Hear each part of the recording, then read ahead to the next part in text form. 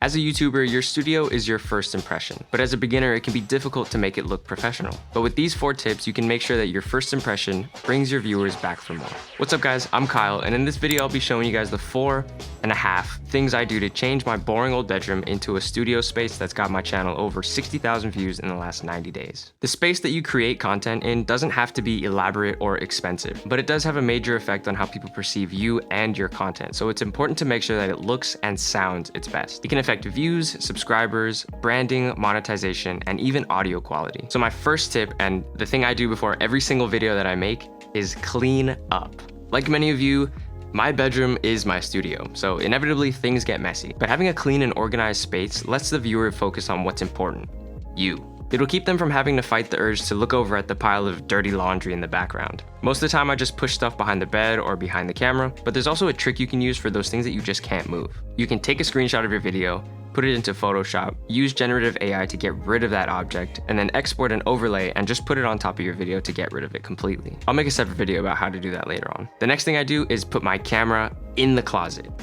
Like, for real, it's in the closet right now. Background separation and clean audio are 2 telltale signs of a credible YouTube channel. Now, most people think that comes from expensive gear, and that's partially true, but the same thing can be achieved completely for free. For example, my room is not that big, so it's difficult to get a really blurry background, and the acoustics aren't the best. But putting your camera in your closet is a great trick that I've found that fixes both of these issues. First off, this pushes the camera as far back as possible, letting me move up and create space between myself and the background. And as we all know, the further away their subject is from the background, the more blurry it'll be. Secondly, instead of talking straight into a wall and having my voice bounce right back into the mic, I'm talking into a wall of clothes that are soft and reduce the echo and reverb in the room. They're like expensive acoustic panels that you can wear. Now, the last 2 tips have to do with lighting. I've personally found lighting to be the biggest difference maker when it comes to the visuals of my videos. Lenses and camera bodies can only do so much, whereas lighting can literally change the way people perceive you. Bad lighting shows you're an amateur. You don't really know what you're doing, and whatever you're talking about probably won't have any value. Whereas good lighting can signal to viewers that you know what you're talking about and have invested time not only into your craft, but also into the video that they're watching. The best way to start this process is to turn off your overhead lights. Overhead lights are the death of cinematic content. The reason for this is the same as why photographers never shoot in midday sun. Small light sources positioned directly above the subject creates weird and unflattering shadows on the face. It also gives a nice blank slate for us to work with, so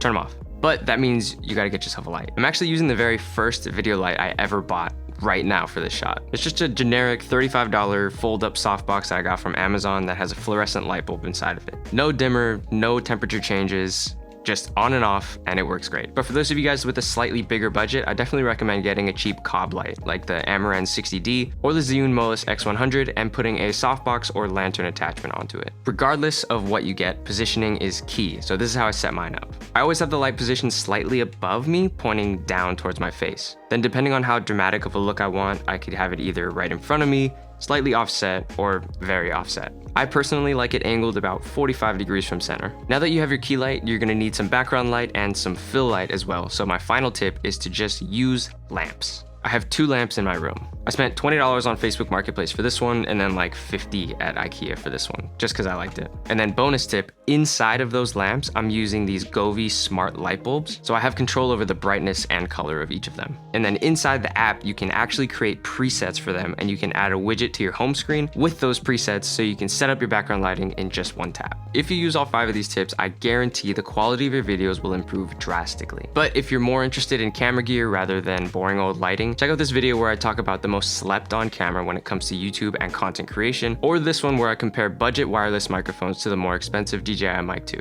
Thanks for watching, subscribe for more content from me in the future, and I'll see you guys in the next one. Peace.